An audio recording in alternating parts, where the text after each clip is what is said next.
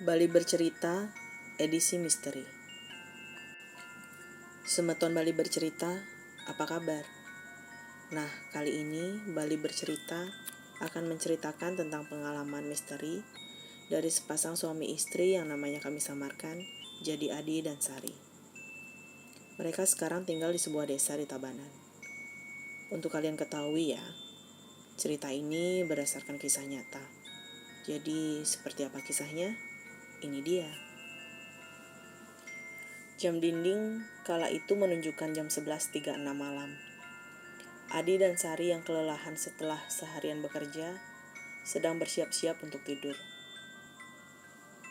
Setelah makan malam, mereka berdua cuma bisa nonton TV dan utak-atik HP di tempat tidur. Sepertinya sudah tidak ada lagi tenaga yang tersisa. Ngobrol saja cuma sekedar pengantar sebelum tidur. Setelah mendengarkan penjelasan tentang pisang goreng yang gosong kemarin, Adi menutup pintu kamar dan mematikan lampu. Sedangkan Sari mengingatkan lagi supaya alarm HP disetel dengan benar. Biar besok gak telat, aku kerja pagian besok, kata Sari. Nah, malam itu terasa lebih dingin dari malam-malam sebelumnya. Memang 2 hari belakangan turun hujan. Mendung juga hampir tiap hari menghias langit. Sebenarnya cukup aneh, karena bulan-bulan itu harusnya cuaca panas. Adi segera mengatur bantal dan posisi badan supaya nyaman. Dia pun mencoba untuk tidur. Tapi sayangnya, rasa lelah dalam diri Adi menguat. Inilah yang sangat dia cemaskan. Soalnya, kalau kelewat capek, Adi biasanya sulit tidur cepat. Pikiran Adi pun mengawang-awang. Sebentar mengingat kejadian tadi siang, sebentar lagi peristiwa 3 atau 6 tahun lalu. Kacau benar rasanya. Dan pastinya, perasaan semacam ini sangat tidak mengenakan. Beberapa kali dia mengubah posisi tidur, tapi tidak juga berhasil. Tubuhnya seakan-akan sudah terlalu lemah, bahkan untuk tidur sekalipun. Sedangkan Sari sudah sejak tadi terlelap. Nah, sekitar 1 jam mencoba tidur, Adi mulai setengah sadar. Tak ada lagi hal yang terlintas di pikirannya. Rasanya sangat menenangkan, nyaman sekali. Namun sayang, kenyamanan itu terusik. Dia terganggu dengan sayup-sayup suara sesuatu. Seperti bunyi ketukan di pintu kamar. 3 kali. Bukan. Sepertinya hanya 2 kali. Entahlah. Adi kaget bukan main. Dia masih belum bisa percaya suara itu datang dari pintu.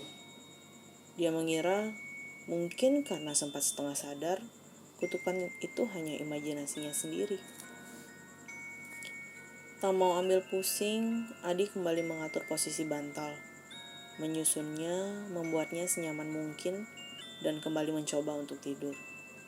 Tapi 3 menit berselang, suara itu kembali muncul. Adi yang kali ini masih terjaga, sangat yakin itu suara ketukan di pintu. Adi kaget bukan main. Ini jelas-jelas suara pintu diketuk. Aneh, siapa yang mengetuk pintu? Padahal tidak ada orang lain lagi di rumah itu selain mereka berdua. Setelah kejadian itu, rasa takut Adi mulai muncul. Dia lalu menarik nafas dalam-dalam untuk menenangkan diri. Setelah lebih tenang, Adi kemudian terburu-buru menghidupkan lampu kamar.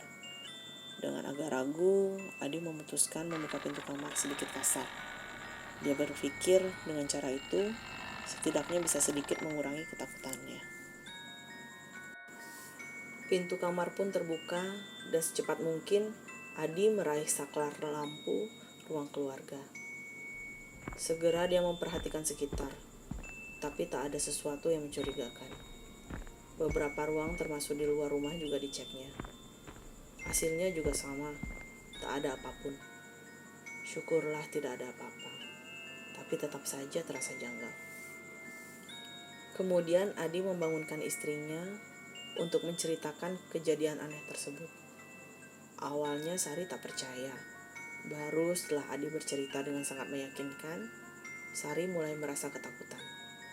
Apalagi Sari menyebutkan besok ajang kliwon, dan tadi mereka malas membanten atau sembahyang. Mereka pun meminta maaf dalam hati, berharap tak ada lagi kejadian aneh malam itu. Setelah sempat dicekam ketakutan selama beberapa saat, mereka mulai kembali tenang. Sari kemudian pamit tidur. Otomatis Adi kembali sendirian terjaga. 2 batang rokok dan segelas airlah yang lalu menemani Adi. Menenangkan diri di ruang keluarga, Adi masih bertanya-tanya, apa yang sebenarnya terjadi? Sekitar setengah jam berlalu, rasa kantuk mulai menghampiri Adi. Dia pun memutuskan untuk mencoba tidur. Jam 2:06, lampu kamar dimatikan. Namun baru saja lampu dimatikan, suara itu kembali muncul. Kali ini Adi benar-benar ketakutan. Masalahnya suara ketukan yang nyaris seperti gedoran itu makin beringas. Segera Adi beranjak dari tempat tidur. Aneh, suara itu hilang. Adi kemudian segera membangunkan lagi istrinya dan mengajaknya mengecek keluar kamar. Lagi-lagi nihil, tak ada apapun yang mencurigakan. Karena sudah berkali-kali diganggu, rasa takut dalam diri Adi dan Sari berangsur-angsur berubah jadi kesal. Mereka kemudian sepakat untuk terjaga selama beberapa waktu, guna memastikan sumber suara tersebut. Dan benar saja, hanya sekitar 2 menit setelah lampu kamar dimatikan, suara ketukan di pintu muncul lagi. Sekarang makin beringas. Kali ini jauh lebih beringas dibanding sebelumnya. Tapi kali ini pula mereka mendengar suara mencicit. Ih, ternyata cuma tikus. Ya udah, segitu aja guys cerita misteri dari kami. Kalau nggak lucu, ya udah nggak apa-apa. Ingat ya, kami nggak memaksa kalian ketawa. Kami cuma memaksa kalian untuk bahagia. Salam misteri.